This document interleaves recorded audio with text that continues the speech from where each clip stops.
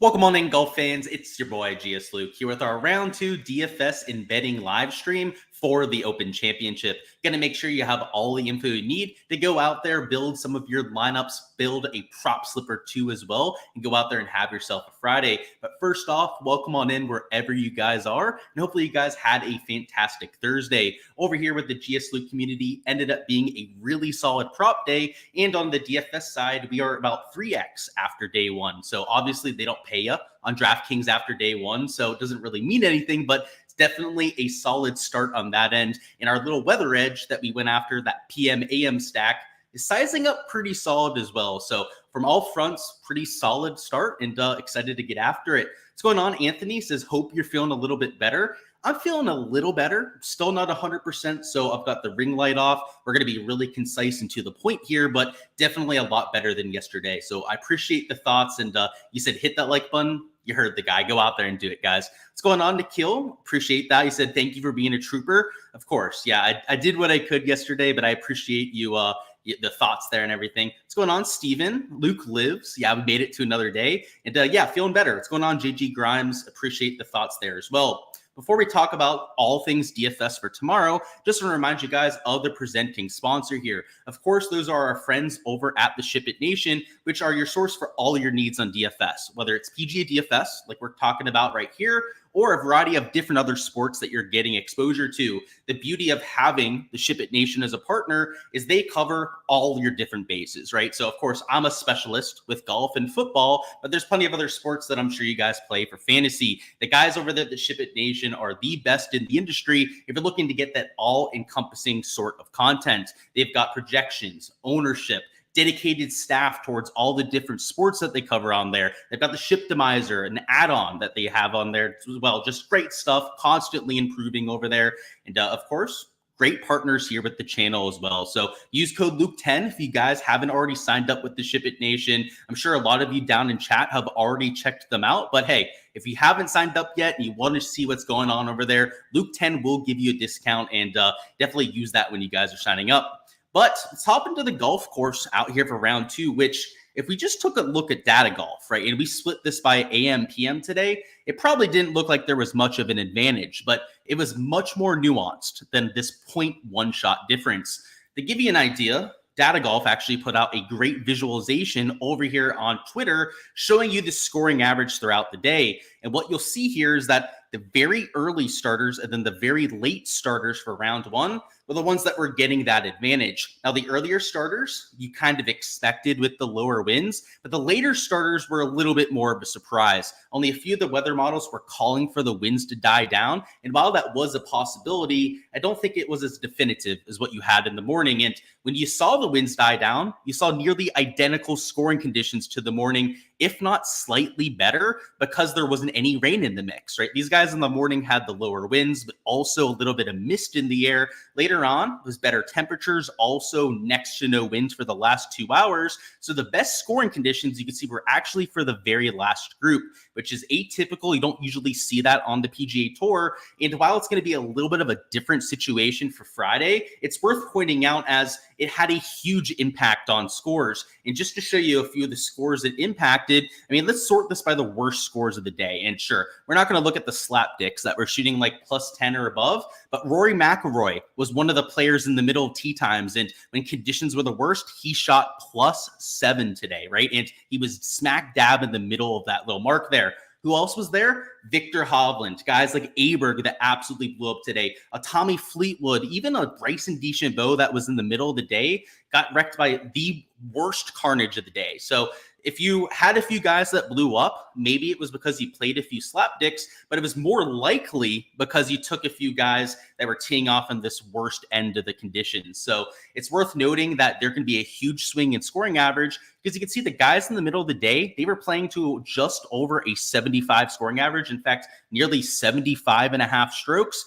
On the easier end of the spectrums, right, it was playing just under 74 strokes. So that was well over a stroke advantage. In fact, nearly a 2-stroke discrepancy between the middle tee times and the ends, which isn't quite this 0.1 shot advantage that we were looking at before. So the reason why I wanted to point that out is I think just looking at this 50-50 would be a little bit misleading, as we didn't just have AM versus PM, right? This was the kind of slate where we had continuous tee times throughout the day, which means we have to look at it a little bit differently. So going forward, I know Data Golf did this on their X/Twitter. I'm probably going to start making these kind of plots myself so that we can use them for other different formats where maybe we don't have an AM and PM wave, right? Where it is this continuous sort of tee times. Now, skipping to the weather for Friday, it looks like the PM wave is going to get the spicy end of things. And that's why we went after the PM AM guys for some of our lineups, because we thought that Friday afternoon looked especially bad. And while maybe the forecast have gotten a little bit softer than what we had out there yesterday, it still looks like you're going to get that advantage. So we'll go through a few of the different models on here, but you'll see that in most of them, not all of them, the first 3-4 hours of play are going to be played in like way lower winds. So first off, this one actually looks a little bit spicier in the morning than what we have for the others, but you'll see that it goes about 4 or 5 miles an hour higher, the sustained winds in the afternoon, which is pretty much in line with what we have on these other models. So the next one here is actually a little bit more favorable towards the morning wave. In general, temperatures are going to be higher tomorrow than what we had for today. So I think that scoring will improve from that aspect, but also with next to no wind out there in the morning wave. Meteo blue, much of the same. First 4 or 5 hours look to be nearly ideal conditions. Icon model. So scrolling back here a little bit, same thing, right? Up until about 9-10 a.m. local time, there's pretty much no wind to speak of. And then finally, this UKV model, where it's still a slight difference between the morning and the afternoon, kind of like the ECM model that we had here on the first model that we looked at. It's maybe not as big a difference as what you had with these other three, but no matter which model we're looking at here, the morning is getting the better side of conditions. And even if it isn't this, massive 2-shot swing that you had between the middle today and then each end out there for round one, maybe it is only like a stroke difference, right? Where the guys in the morning are getting that advantage. That matters out there from the Showdown format. So out there in my lineups, I'm going to be baking that into my builds, as even the smallest advantages that you can squeeze have a drastic impact on your results, right? Need I say more than Rory +7? Aberg +4, right? Guys like Tommy Fleetwood shooting +5. I believe I only played like one of those guys, by the way, this week. So I lucked out huge time today, just not playing a lot of the slapdicks that shot way over par. And that's probably why I'm in a good position for my GBP lineup. So let's turn our focus now, kind of speaking about DFS, to that section of things, and get ready for our action for tomorrow, which anytime we're playing a Friday Showdown slate, it's going to be a lot of the same kind of things we're worrying about, right? Round 2 Showdown, a lot of overreactions happened to round 1. You can leverage those overreactions. You can play that game theory angle. And then as we just talked about, we also have a weather edge to play. So between the overreactions, between the weather edge that we have, and some ball striking stats that we can mix in, there's going to be a lot of ways to make our player pool and find an edge out there for Friday. So I think that this slate sets up particularly well for people that are willing to put in the work, as you have an actionable weather portion to go after. You also have that game theory edge, right? If you have reliable ownership projections, like people there on my Discord and Patreon, of course, have access to, then you go out there and play some ball striking stats, as we're going to talk about. Let's catch up on chat, see if there's any questions, and then we're going to talk about this quickly. Again, I'm going to keep this concise because I don't know how good I'm going to be feeling like this for, so we're going to try and do this one in like 30 minutes. You're going to play Showdown this time because you have Rory and Cam Smith? Yeah, if I had Rory and Cam Smith, I'd probably be doing even more Showdown, but luckily I dodged those two. What's going on, Kep? Par 71 it is. Yep, par 71. What's going on, Nick, who didn't have Daniel Brown on their bingo card? Oh, boy. I mean, he did have that one really good round last week, but yeah, dude, just crazy first-round leader. He'll definitely have a little bit of a hiccup tomorrow, I would imagine. Whole locations just dropped. I absolutely will take a look. Good call. We'll do that before we fully deep dive some of the DFS stuff here. Appreciate the shout on that, Nick. That's clutch, by the way. So let me bring up the right Twitter page before I share my screen here. So not PGA Tour comms, right? We need the open Twitter. There we go. And then, 4 minutes ago, look at that. You're on the ball, Nick. You love to see it. So yeah, in terms of pin locations, there's a few I want to check. So first off was 18. I wanted to see if they were using a back pin location, and it's nowhere near the back. Reason why I want to check 18 is the clubhouse is literally 2 steps behind 18 green. So they're probably going to do it on Saturday, maybe Sunday. When you get the back pin location, you're going to see people that yeet the ball out of bounds. So that was something I wanted to keep an eye on. But a few other holes, I think that would be interesting. Hole 5 is a pretty tough par 3 into the wind. Looks like they're giving them a little bit of an easy pin location there with that center pin. 1, 2, and 3 are definitely scoreable holes, but 2 looks like a pretty dicey pin, and honestly, 1 also looks pretty difficult, if we're being honest. Going through this a little bit further, let's see, 8. The postage stamp is bringing the coffin bunker into play. So that was definitely a pin location we had to check. So you can see here, hole number 8, right? It's only 4 paces from the coffin. And because it's a little bit deeper into the green, it's going to bring in a wider dispersion pattern. So if you thought a lot of people were missing that green today, you're going to see even more missing it out there for round 2. Part of that because the wind will be going the same direction. It'll be sweeping to the right side across of hole number 8 here. So from that coffin bunker to the left, down here to the right side. So if you're going to hit the green, you're going to have to hit it at the bunker and then hope that it drifts back. Maybe the wind dies down, you hit a straight ball, you hit it in that bunker, or maybe you start it left and then you have a little draw action on it. Either way, you're going to end up in a whole lot of trouble if you hit either of those shots. So outside of that, I don't know this golf course like the back of my hand, right? It's not a venue that we see every single year. I'm going to have to go hole by hole to check on some of the other stuff. But 16, I believe, is a par 5. That one looks like a pretty accessible pin. So yeah, 8's going to be fun.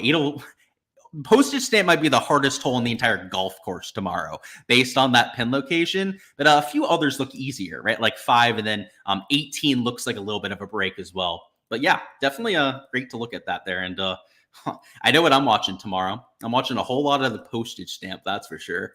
If you want to see guys making like quads, watch that tomorrow. What's going on? Why I win?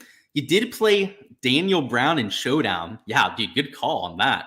I wouldn't have been there, right? I mean, dude, I forget who was tweeting his record heading in. Before the Genesis Scottish, he had gone like 5-6 straight events with like his best finish was like a T40 or something like that. So crazy stuff. And I wish I played him. Yeah, he had that one really good round last week. So I don't think it was completely out of nowhere. What's going on, Metro? Hopefully you're having a good evening yourself. Scotty looked a little confused on the greens. Yeah, not so atypical for him, right? That's something that he does quite often. You're thinking about a full fade. Hey, if you need a reason to fade somebody, especially somebody at ownership, then do it, right? But I'm not going to do that myself. I'll tell you why here in a minute, why I'm not fading Scotty. But if you need a reason to fade the guy, then that's, you can substantiate it however you'd like, right? I don't build your lineups for you. What's going on, Barry? What's going on? Cantley smash for round 2. Okay, Barry, by the way, really good track record, so that's good to know. You're taking the overs on Daly and Tiger strokes. So I don't know what their lines are. You'll have to let me know, but we'll talk about the prop stuff later on. Missed the last 6 or 7 cuts and got 61st in the Scottish. So I don't know if that's the actual Daniel Brown down there in chat. Here, Daniel Brown, and you didn't play him. I don't know if you just made that account or if you had it all along and then you didn't play him today. Either way, that's crazy. That's wild. We got Daniel Brown down there in chat. I got to say, I've heard of him before. His shots gain metrics in my modeling, like the shots gain metrics I had access to, which of course don't have DP World Tour stuff. They don't have a lot of the events that he was playing. They looked really good. They actually, in my modeling, it was like a top 25 play this week.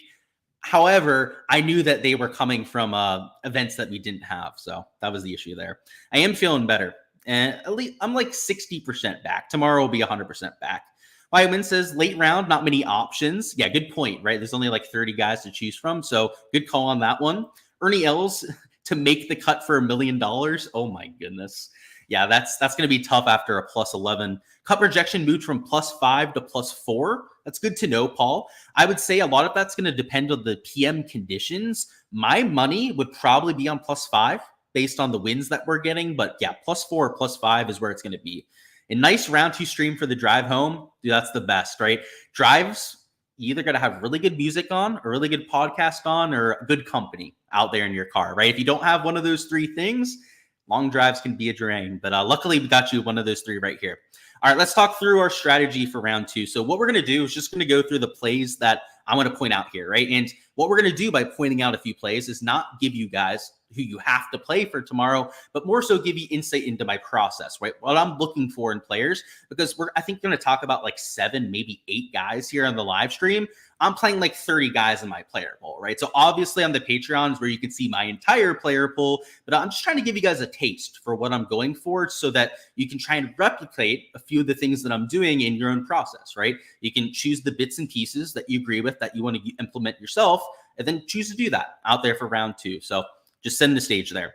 All right, up top is Scotty Scheffler. Why would I play somebody that is 28% owned? Well, because it's world number 1, Scotty Scheffler. He's built different. I think most people would agree with that. And also, he ball striked the ever-living hell out of it today. In fact, if we go to the shots gained metrics and check on Scotty, he lost with the putter, so eye test, right? Did look like he was lost on the greens, but he gained 3.5 strokes off on approach, and he gained 1.5 strokes off the tee. In fact, if you sort the field, let me just sort this by shots gained ball striking real quick.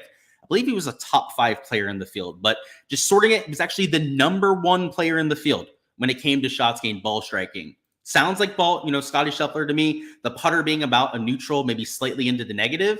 Sounds like an on-brand Scotty Scheffler to me. So, if you're using the putting stats as a reason not to play him, at least to me, I don't think that's a solid argument, right? This guy has been around a neutral the entire year, and even in those tournaments, he's going out there and nearly winning. And you've seen him after a round like this go out there and gain strokes with the flat stick because for 2024, he's gaining strokes on the greens this year. So I don't know if we can expect him to miss all those putts going forward. I have to say, right, I took a lot of them in DFS this week. A lot of my outrights, like what I have with the Brooks Koepka, Morikawa, Rahm, et cetera, even Shane Lowry, right, up there at -5. I obviously kind of hope that Scotty doesn't just run away from the field. But if he's going to be number 1 in shots gained ball striking and then go out there and gain strokes putting, I mean, it's a wrap. He's going to shoot like 6 under par if he happens to go out there and gain strokes putting. Now, is it a guarantee that he does? Of course not, right? I mean, he lost strokes today, so of course he's capable of losing to the field, but that kind of upside is why I'll play a Scotty at that ownership. And the added benefit, and what you'll see with literally every player I'm taking in my lineups, is they're all AM starters. In fact, the quote unquote late guys that I'm taking are at like 10:20 to 10:30 local time. So I'm really leading into that weather narrative. And honestly, guys like Scotty that are there at about a 10 a.m. local tee time are getting close to that border of when I even think that they're playable out there for round 2. A guy like Scotty that's an elite tier player that also had those elite tier ball striking stats is somebody that I'll take that's getting close to that border. What you're not going to see in my lineups are slap dicks that have like 10 a.m. tee times. My slappies, my 6, 7K players are almost always going to have like a 7 to 8 a.m. tee time, maybe like an 8:30, 8:45 local tee time, because I'm trying to lean into that weather edge as much as possible. So that's why I'm playing Scotty. Again, number 1 ball striker in the field, and it's world number 1. So again, I don't, you can fade him if you'd like. I know somebody down in chat was mentioning a fade, but just know that the stats don't really tell you to fade him. If you're going to fade him, just do it based on ownership, right? That's a totally fair thing to do in lineups, but don't try to, use the stats as an argument for it, because he was the number 1 ball striker today, right? Which is the main thing that we're looking for. Number 2 would be Colin Morikawa at $9,700. So he shot +2, didn't have his best stuff, but if we zoom in on some of the shots gained metrics from today, it wasn't nearly as scratchy a performance as you might expect. He gained strokes on the greens. He gained strokes off the tee. So in the 2 ball striking categories, gained about 2.5 strokes there. And he gained strokes with the putter. So all things considered, right, it was still into the positive, about 1.5 strokes gain to the field. And the only category that held him back was around the green, where he lost 1.8 strokes to the field. A lot of that came on hole number 8, where he hit a chip into the bunker on the postage stamp and also left a bunker shot in the bunker, which that's not going to help your around the green stats. Other than that, though, played a pretty flawless round. So another one of those early-ish starters that I like out there for round 2, because the ball striking, really everything we were looking for, except for the chipping, was there. And for a showdown perspective where we're not worried about placement, right? We're much so worried about their birdie production out there in terms of an optimal performance. Around the green, it doesn't mean like nada, right? Like it matters on the par 5s. Like you might have to get up and down on a short par 4 out there for a birdie, maybe on a par 5. But a majority of your scoring for showdown is your off the tee, approach, and putting, right? That's why we really focus on those 3 categories out there for showdown. And sometimes why around the green losers, right? Somebody that loses like 2-3 strokes around the green, a lot of times we don't care about in Showdown because we're not worried about the around the green. We're going out there and trying to score fantasy points. That's why I really like somebody like Colin Morikawa. Brooks Koepka has an early tee time, a 9:14 local tee time, and just like you had with a few of the other players, had a pretty decent stat profile out there today. Now, shooting -1, you would have expected him to have that stat profile, but believe it or not, he actually was a slight loser on approach today. Now, it was the slightest of all, losses out there, but gained off the tee, gained around the green, and gained with the flat stick. So a player that I think has a repeatable shots gained profile. And what I'll say about Brooks is on Live, I've been following him quite closely over the last few months. Approach play has been there. I mean, the guy has been dialed in with the irons. Today, the fact that he's slightly lost doesn't worry me all that much. If anything, the iron play has been what he's really relied on over the last few events, and the putter has been the huge issue. Last major outs, why he went out there and really struggled, and to see him gain over 2 strokes with the flat stick, some people may say that's unsustainable, and I think that's a fair criticism. However, it is nice to see that at least, right? The guy has not gained strokes on the greens in how long, and if he can somehow keep that going, iron play, I'm expecting the rebound. He's one of the best ball strikers in the world. You continue to putt the ball like you have today, Brooks, and you're going to be an absolute problem. So I like him with the early tee time and only about 15.5% owned. Moving down a little bit further, I've got Corey Connors at $8,000 in a few lineups. He's got one of the earliest tee times of the day at 7:08 over there in Scotland. And another even par player that played a lot better with the ball striking than you'd expect. Right? Even par is not a sexy score, but he gained 2.5 strokes on approach. He gained 1.2 strokes when it came to the off the tee play. Of course, his one big inconsistency, right? His big weakness would be the putter, and he did lose strokes on the greens, losing about 1.4 strokes in round 1. All things considered, though, the kind of player that was doing it with the ball striking and has that early tee time that we're looking for. So the kind of player that I'm looking for some leverage. Down here in the 7K range, like I mentioned, I'm really trying to only take early starters, which is why somebody like Dean Burmester made a lot of sense. 8:30 tee time, so another one of the earlier starters, first like maybe 10 groups out, and only about 6% owned. And when you take a look at the shots gained metrics, just like a few of the other players we've talked about already, he gained strokes in all 4 stat categories, but specifically was pretty solid with his ball striking stats. So did have the chip and eagle today that really helped him out there with the score, but a guy in general that has a lot of scoring ability because of his power and his aggressiveness on the par 5s. Last 2 plays we'll point out here would be, actually, I think there's 3 more. First would be a DJ out here at $7,000. Another earliest tee time at 8:47 local time, only 2.7% owned. And what I noticed on the range, they had a lot of content on the range this week, is that DJ was hitting the ball a lot straighter. And his issue the last 3, even 4 majors that we've seen DJ is that he couldn't keep his driver on the planet. Just looking at some of the shots gained metrics from today, it looks like DJ has continued to hit the ball straight, like I was seeing on some of the on-the-range stuff. So just going through some of his shots gained metrics from today, what did he shoot? It was +3. He gained with the putter, which, not great, not horrible either, right? He's that kind of player. He's an elite tier putter when he's playing his best golf, but he gained with the approach play. And that was really the main thing I was worried about.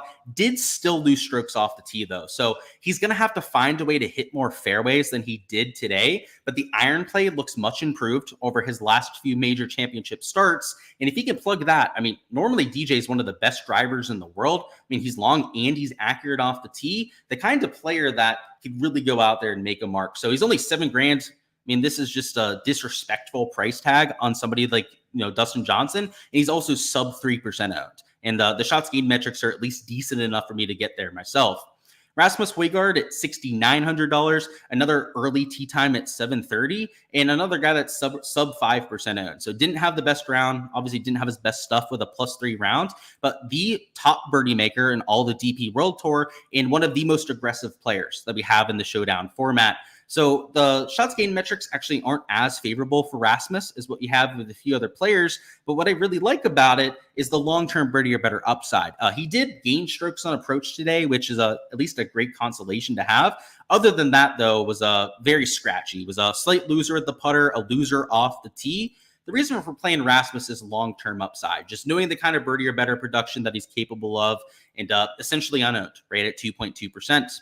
And then the last play we'll point out would be Marcel Siem, who has a 6:35 start time. So maybe the earliest start time of anyone that I'm playing. And he's only 1.2% owned. And just like what we have up there with Rasmus, another one of those top birdie makers on the DP World Tour. Top 15 in the category on the season, has been top 20 on the DP World Tour in birdie percentage, and pretty much forever, the last like 5 years pretty much, out there for Marcel Siem. And what you like is the aggressiveness. Is going off early, shot +2, right? Wasn't a sexy score, but that's going to keep his ownership low. And he's on the right side of the draw. He's got that aggressive mindset that we're looking for, and he's not going to be protecting the score at +2. I mean, sure, he'd like to make the cut, but shooting like -1, -2 gets you directly into contention and is what we're looking for out there in our Showdown lineup. So hope that gives you a taste of some of the players that I'm looking for. Again, not going to yap as much on this live stream just because I want to keep it a little bit more concise. But yeah, now we'll go through any questions that you've got and then talk through some props.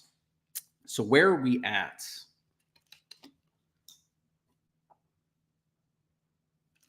Let's see, Tiger is at 76. Oh boy, that's high. What's going on with Rory? I mean, he almost just won the US Open, so I think he'll be all right. He just had a bad day. He had a bad tee time. I luckily faded him this week, but I don't know if really anything's going on. Just one bad round, right? Connors, Straka have to be locks. No one's a lock, that's for sure. But yeah, I think Connors is a good play, and Straka also really hit the ball well in approach. So I like those two plays, that's for damn sure. Lucky you put Aberg, Rory, and Fleetwood in the same lineup. Yeah, dude, that's brutal. Oh, hey, at least you're paying the rake for some of us, I guess. And you like Jason Day? Okay. Yeah, J-Day had a really good day as well. I'm playing all 4 of those guys, all 3 of them, I should say, out there, Daniel Brown. And hey, maybe I should play you out there in lineups. I'm not, though, because you're a little chalky out there for tomorrow. A lot of people are going to play you, Daniel. I'm probably going to sit it out, though. It's no offense to you, but I think you get it. Nick says, has anyone fell from grace faster than Rahm? No, and I think he's going to ascend rather quickly. So, yeah, he's obviously in the major championships, hasn't played well, but in Live Golf, he's the number 2 player on that tour. So it's not like he's like magically a bad golfer now. It's still Jon Rahm. He's still an utterly dominant golfer out there. It's just that in the majors, right, he's only had 4 chances at it this year. He hasn't had that splash performance. So maybe there's something to his preparation that has changed, but it's still Jon Rahm. I mean, the metrics on Live just pop off the page. He's the top birdie maker by like 0.6 per round. He's the number 1 in bogey avoidance. The only reason he's not number 1 on the tour in every stat is because he hasn't played every event this year. So it's just like, he'll be there eventually. If it's not this week, next year, I'll probably win a major. It would not surprise me. In fact, I'd say it's more likely than not he wins a major over his next 5 starts. Who is your bounce back play? So for me, I guess somebody like Morikawa would qualify. +2 wasn't a horrible round, right? It was better than average out there for today. But, maybe a Morikawa you could throw out there because he's +2. Who else? A DJ, maybe at +3. Like his shots gained metrics weren't all that far off. One of those kind of guys, Kep, would be who I'd recommend. Is Spieth just teasing us? He's done it so many times this year, man. Right at the John Deere, right? First 3 rounds looks fantastic, just falls off on Sunday. It's been actually a few other times before that. I can't remember the events off the top of my head. I tried to flush those down the toilet as quickly as possible, not dwell on them. But yeah, he's had a few really good starts. In fact, he was first round leader at least once this year, and yeah, hasn't done shit with it. So yeah, he is teasing us. Month off, Scotty will shake off the rust. Yeah. I agree with that. He still was the number 1 ball striker, so I don't even know if it was that rusty. He covered his birdie prop, yep. And he covered his strokes prop, too. He's at 71.5 on books, so he definitely went under that. Sam says, just jumping in to make a quick question, of course. Will going off with 6 a.m. golfers be too much? No, I'm going all AM, Sam. So if anything, I'd recommend it, right? There's going to be a weather edge out there. You should be leaning into it. Did anything surprise me about the course? It maybe played harder than I thought. I was actually one of the big advocates for saying that this course was not going to be as easy as 2016. Obviously, my props today, I was able to take advantage of that. It was pretty sweet, but it actually played harder than I expected. Like I thought it was going to play like 2.5, maybe 3 strokes over par. And at one point today, it was playing like 4 over par, actually even like 4.5 over par towards the middle of the day. So yeah, maybe it actually played a little bit harder than I expected, but I had an inkling that was going to happen, right? That's why I took all those fades on props. What is my best guess on the cut line? I'm going to say +5, but +4 is the odds on favorite, but I would say +5. Thoughts on Louis Oosthuizen? Not a great tee time. So if you're looking for a bounce back, he doesn't have the best like spot on the board to do so. And even if he did, he lost like 3 strokes on approach today. So let me check his tee time. I know it's not the worst setup, but my worry with Louis is that he literally could not hit the broadside of a barn. The guy looked like he completely forgot how to play golf. So yeah, 740 tee time. That's not really the worry. The worry is the ball striking stats. So I'm going to stay away. It is only an 18-hole sample, right? So I guess that would be a bit of an overreaction, but there are just enough other guys in that range that I can take it similar to lower ownership that had a better day, right? So it's not like Louis low owned, right? Because people still have a soft spot for playing him at these majors, I think that he's going to be lower owned than some of the other guys in that range. Rom needs to get in shape, make Straka look fit. He's always been chunky, man. What's going on, Ross? He said, what about my boy Spieth? Oh, I'm pretty torn on my boy Spieth. What's the tee time on him again? Yeah, he's got the 9:58 tee time. I'll tell you the shots gained metrics at the very least. So the shots gained metrics for Jordan today, he gained on approach and he gained off the tee. Oh, here's what I'll say. You know I have a very big soft spot for playing Jordan, so you probably know what I'm inclined to do with Jordan Spieth, but just know that it can be a mirage. He's done this before, and they gone out there and sucked. So I think smart money would say to probably not play him, to be frank with you, because he's just shown us before that he has these one-round mirages and then disappears. What's going on, Tanner? Decky under 2.5 birdies is minus 155 on DK. Okay. I kind of want to look at him on like Underdog then, Tanner, if they have him at like 2.5. That might be a look. Cam Smith birdied 18, so is he in play? I don't think so, man. Shots gained metrics were dog shit, just like what they were for Louis Oosthuizen. So I wouldn't count on it. And I got to say, love Cam Smith, top 5 favorite golfer for me in the world. Kind of expected it this week. Guy cannot hit the broadside of a barn when it comes to hitting fairways, and that's an issue around here. Thoughts on Henley? So shots gained metrics were great for Henley because I was looking at them earlier. The issue is the tee time, right? So if you're talking about from like a showdown perspective, I just don't think he has the best setup. Where's he at? He's down here at what? -2, and he's got a 2:26 tee time. If you're talking showdown, that would be my main concern. But he's also a little chalky too. Thoughts on how much salary is too much to leave with playing the weather edge? 1,500 would be like the bare minimum. The maximum that I would leave on the table. Bare minimum amount of salary that I would use would be like 48,500. But I would probably be spending more than 49 grand in a majority of my lineups. I'm not usually a huge fan of leaving a bunch of salary on the table unless I have to. Like if I'm building 150 lineups, a lot of times I'll have to leave salary on the table just so I can get to extra combinations. But it's not something that I force in.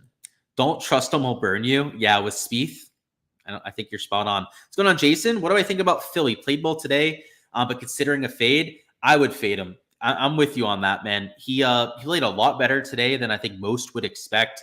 Actually, really good iron play today. So if you are a big ball striking truther, you might want to consider him. But yeah, dude, he's the kind of guy where like even if he's playing well, I don't know if I can trust it. Right? He's the kind of guy in the Live Tour that struggles to finish top 30 on the Live Tour. So in a major championship type of field, you have to think that it's just too big of a step up.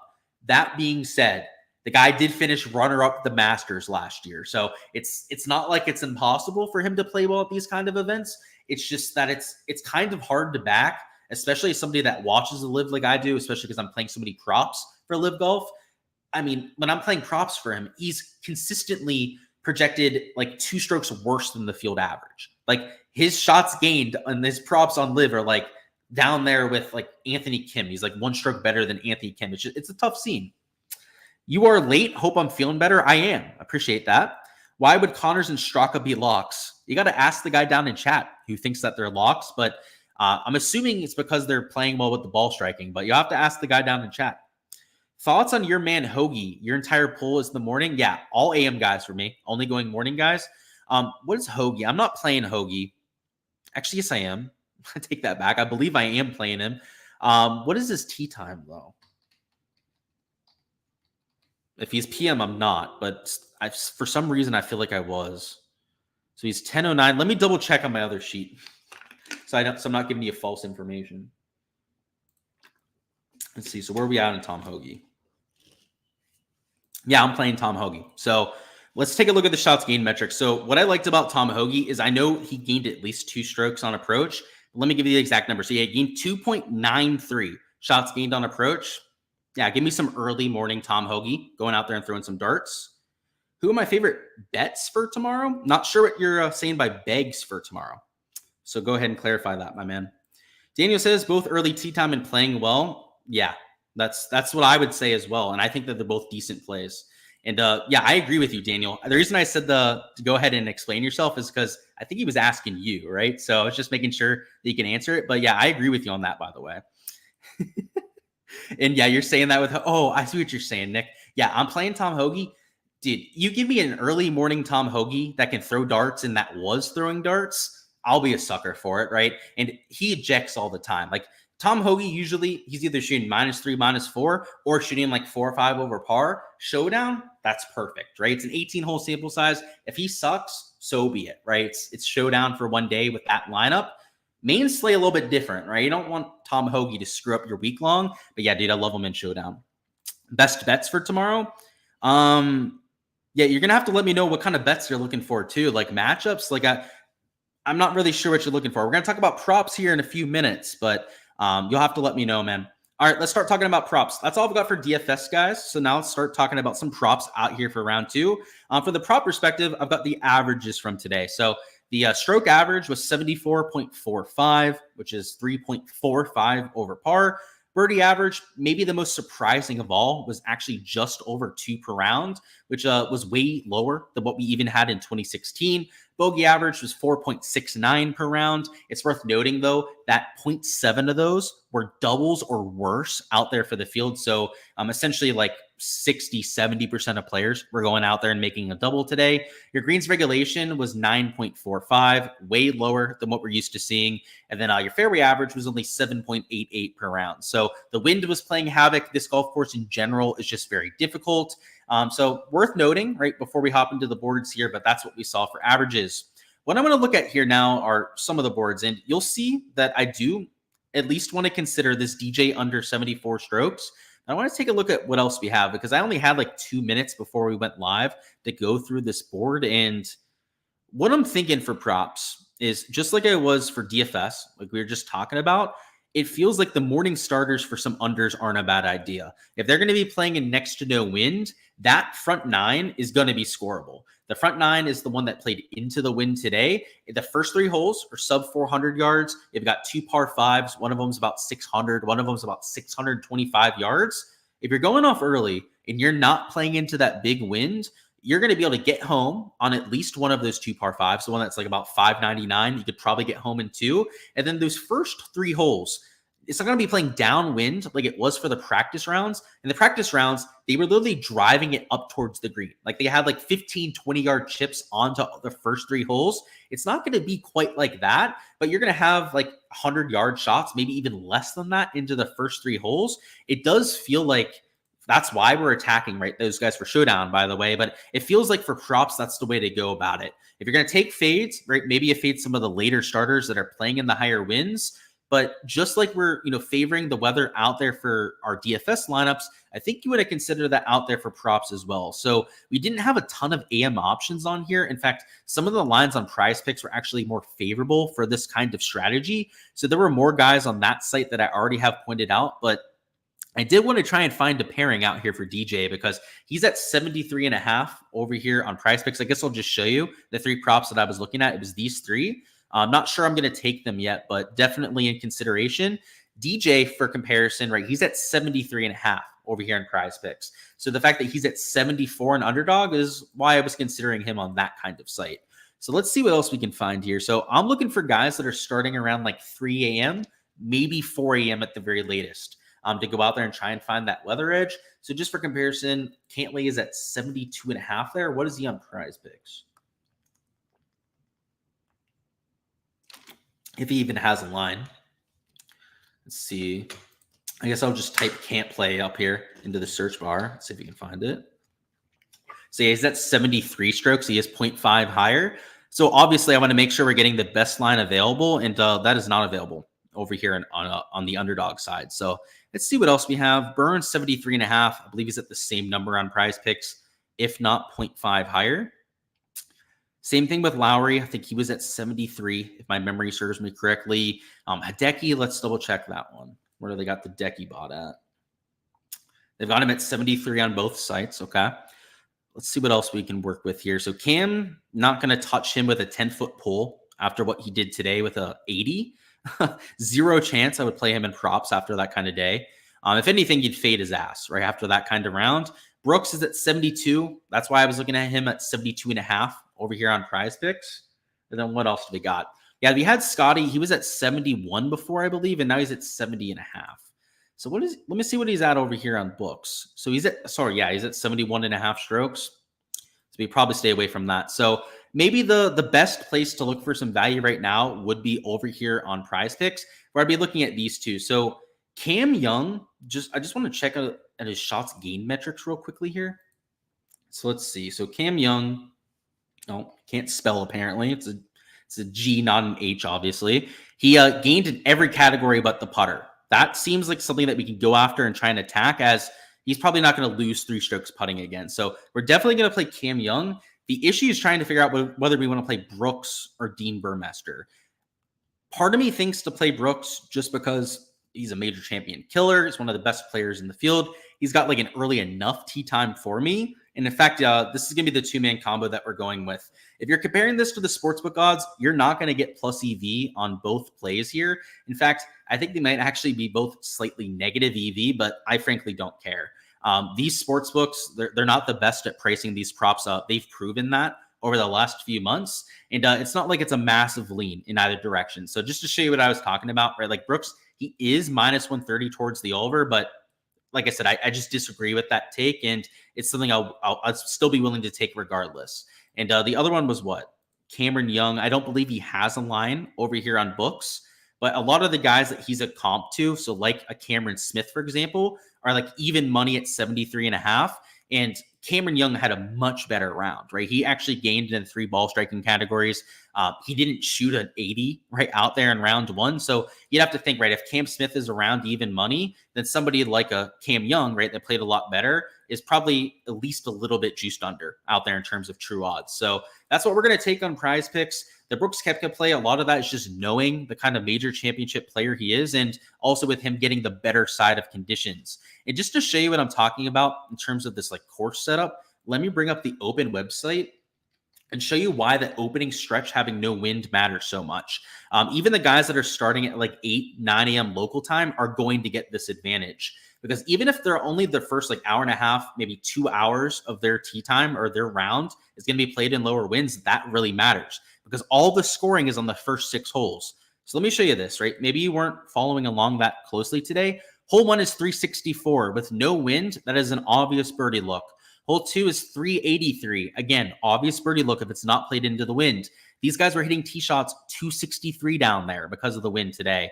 Hole number 1, right, 260 from a Daniel Brown. And Daniel Brown was one of the guys that teed off the latest, right, when winds were kind of dying down a little bit, and they were still only hitting it like 260. Hole 3, 370 yards. You can't hit driver here because there's a river or burned in the middle of the fairway, but still another scoreable look. Hole 4, par 5. Hole 5 is going to have that middle center pin location, so it's going to be a little bit more accessible than what you had tucked here on the left today. All of these holes, if you're not playing into like a 30-mile-an-hour wind, are like twice as easy. In fact, if you looked at the scoring early this morning, again, if you look at it now, right, all the holes on the front 9 played over par, except for actually, yeah, all of them played over par. If we take a look at it now, in the morning, 4 was playing under par, actually pretty significantly under par. 6 was under par until the wind really kicked up. And even hole number 2 was playing like a quarter of a stroke under par for the first few hours of play. So that is why you had such a big advantage for those early starters. And I think that matters out there for props, especially when you have elite tier players that are going to be playing these easier holes with no wind. And even hole 6, right? It's still a long par 5. You're probably not reaching it in 2, but it's going to be a lot shorter than what it otherwise would be. So that's why I'm taking those unders. I don't think the sportsbooks have really accounted for that out there in their odds, which is why I don't care about the sportsbook line. Like they're not very bright over there at the sportsbooks. I'll be the first to tell you that. They're pretty idiotic, frankly, when it comes to a lot of the stuff that they do. And that's one of the things that they fail to incorporate. So that's what we're going to do on Prize Picks. I'm going to try and find a pairing over here on Underdog for DJ now. So the Underdog board, it's priced a little bit lower than what we have on Prize Picks, which makes it a little bit harder to find that value, which is kind of why I really like this DJ line, because it's the only one to my knowledge where we're getting a better line over here in Underdog than what we're getting on Prize Picks, at least for the morning starters, which are the players that I care about, of course. So birdies are better. Did they not have birdie lines posted? I just realized I haven't seen a single birdie line posted over here on Underdog. What, did they get completely wiped out today by our props and just can't post them now? Or are they like selectively putting them up? Because that's kind of what it looks like, right? They had one up for Scotty. Looks like they have one up for Russell Henley now. Looks like they do have one for Cam Young as well, but wow, they're being really picky with what they're posting today. That's for sure. Honestly, this 2.5 birdies doesn't seem like a terrible line. To show you some of these birdie lines that they have here in Caesars, they also actually have them here on DraftKings as well. A lot of them are close to even money. So like Cam Young's even money, maybe slightly juiced towards the under. Cam Smith is about even money himself. You see Ludwig Gobert, right, minus 140 towards the over. Jordan Spieth, right, is minus 140 towards the over. So yeah, maybe we can find a 2.5 to take, and maybe even a 2.5 with a 1.1x multiplier. I wouldn't be against that. So actually, just let me type in birdies are better, and we'll see which players even have options. So they've got Scotty at 3, which honestly, with the morning tee time, that's not even the worst idea. So let's do a little line comp. What do they have Scotty at? They have him at minus 190 over 2.5. All right, this will be another one of the slips that we go with. So actually, the freaking payouts only. Wait, did they nerf the payouts? Hold up. 2.32x. Now, how do they figure that? Anytime we would have entered this combination in the past, guys, of like an under on strokes with anything with a 0.99x multiplier, this would have paid like 2.5x. And now it says 2.32x. So let me put in like a normal payout one real quick. So let's take the birdie out and let's put an under on strokes. Okay, so that looks like a pretty similar payout. Let me put like I guess they didn't have any without a multiplier, which is kind of crazy. Would it be the same thing? Yeah, 2.7x. Actually, that is lower than what it normally was. So it looks like Underdog has like nerfed their payouts. Maybe they had such a bad day today that they had to literally change the way that you're doing payouts. Because what we can see on here, right, is I try to take like 2 unders on strokes.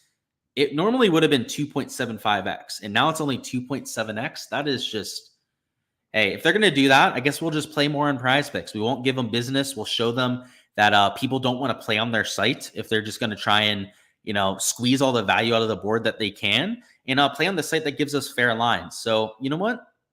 Don't play anything on Underdog until I can find a fix for this, or maybe the payouts get changed.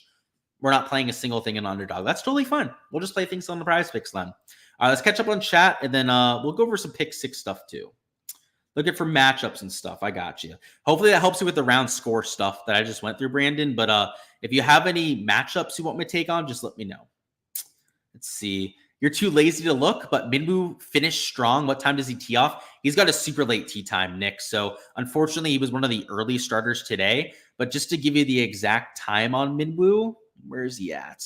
He's got a 12:20 tee time. So yeah, not ideal. I don't think that makes him unplayable, but not my favorite. They just took Cantlay off of Underdog. He was at 72.5. He's at the same on both sites. I guess just to look at the sportsbook line here. What is this? Is he juiced over? And actually, he might be juiced over. Yeah, so he's minus 140 over. If that goes to 73, I might consider taking him under, right? And if they're taking down that line, that probably means that people are betting his over. If that gets moved, I'll take his under at 73. What about Connor's strokes under? Well, what is his line? Let's see. So he's at what, 73 strokes? Yeah, he's at 72.5 on this site, I believe. Let's see. Yeah, he's at 72.5 and he is juiced over. I guess if you really wanted to put in a pair for this DJ line, you could go these two. Again, the issue is they're screwing the payouts now. Like, why the hell do they just lower it 0.06? Like, I know it doesn't seem like that much, and it really isn't that much, but it's the principle more than anything, right? Them going, oh, we had a bad day, so let's screw our customers over and make the payouts worse. I'll be tweeting about this later. If you guys are prop players and you want to spread the word about it, just retweet, like my tweet and whatnot. But you best know that I'm just going to talk my shit to the underdog people because the frauds that they are, right? They consistently just try and screw over customers. They put profits over customers in every which way imaginable. And I'm sure like they'll be like, oh, we've fixed the payouts on PGA to make them better. There's probably like one way to make like a better payout card. And then everything else, like normal payout slips that you're going to do, they're trying to just screw you when it comes to the payout structure. So I got to say, they're crooks over there. I can't stand those guys, especially the golf people on Underdog. They're something else. Jake says, just showed up. Any hope for Cam Smith? Nah, dude. He shot +9. He's not making the cut. He was a dog shit fit this week. Probably wasn't the best play. And I don't know what's going to change, because he's very inaccurate off the tee. He didn't hit his irons very well. I don't think so.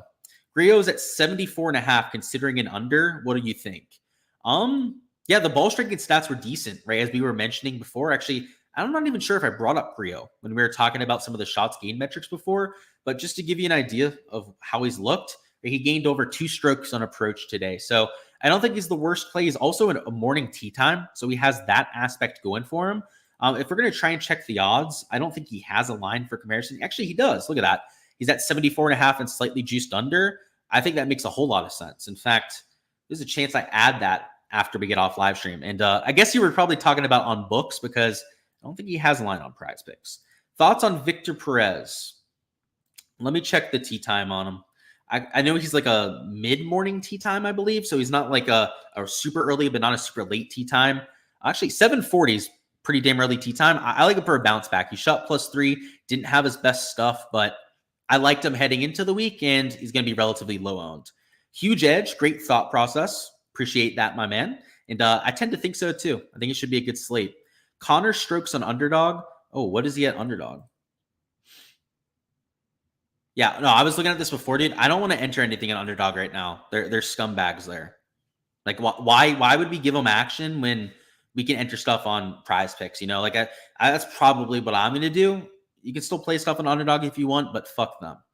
McIlroy versus Homa versus Hatton. I would go Hatton out of those three.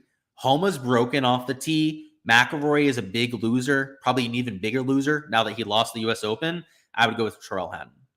He is on Prize Picks. Why wasn't he showing up? I guess let me refresh my browser here because I typed it in. He didn't show up. Let's see.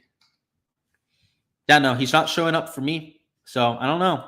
Maybe he's on your board and not on mine because I don't see him.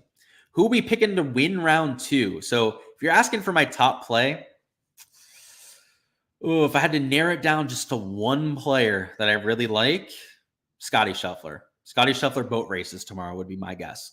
All right, last thing we're going to do here is go through pick 6 rather quickly. So I'm assuming that they've posted a board. If not, that would be unfortunate. But yeah, it looks like we have a board over here. If I was going to enter anything, this Brooks over 2.5 just screams value to me, like first thing off the board right there. Go over here to strokes and let's see what else we can work with.